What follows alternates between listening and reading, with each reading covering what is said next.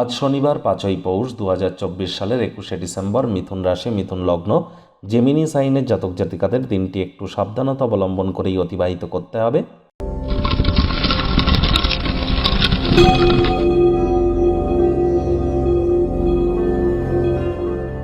ভিডিওটির শুরুতে আপনার স্ক্রিনে দেখতে পাচ্ছেন শনি মহারাজের বীজ মন্ত্র ওম প্রাং প্রিং প্রং স শনিশ্চরায় নমঃ।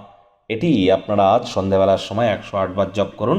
যদি তাও না পারেন তাহলে বলুন ওম শ্যাম শনিশ্চরায় নমঃ। এটি আপনাদেরকে বহুলাংশে উপকৃত করবে। শনি বর্তমানে বৃহস্পতির নক্ষত্র পূর্ব ভাদ্রপদ নক্ষত্রে গোচর করছে, আর এ সময় আপনাদের বাসি খাদ্য খাবার কম খেতে হবে। আশপাশ পরিষ্কার পরিচ্ছন্ন রাখুন। ধর্মপ্রাণ, কর্মনিষ্ঠ, মাতৃভক্ত হওয়ার চেষ্টা করুন। সময়ের কাজ সময়ে করবার চেষ্টা করুন। শনি মহারাজ কর্মফলদাতা, তিনি অবশ্যই আপনাদেরকে উপকৃত করবেন।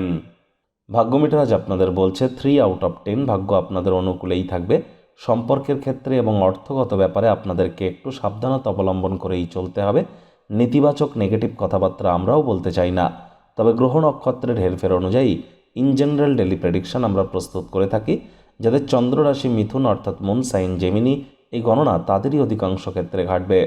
শুভ সংখ্যা থাকছে 8, শুভ রং থাকবে ব্ল্যাক আর ব্লু। কায়িক পরিশ্রম হলেও শরীর মনে সতেজতা এবং তরতাজাই আপনারা অনুভব করবেন।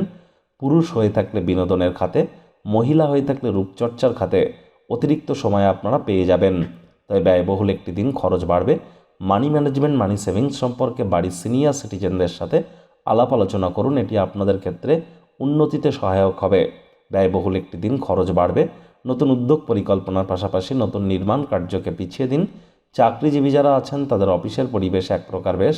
বস কলিগদের সাথে ভাব ভালোবাসা বাড়বে। কর্মে গতি অনুভব করবেন।